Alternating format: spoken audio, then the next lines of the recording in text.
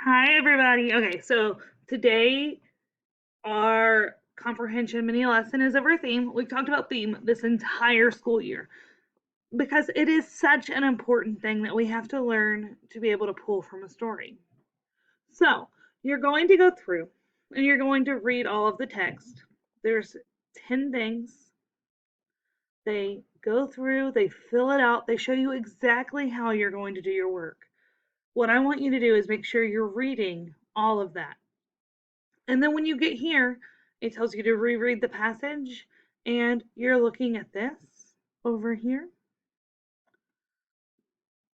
You're going to reread it, you're going to do what it tells you, and then you're going to fill this in.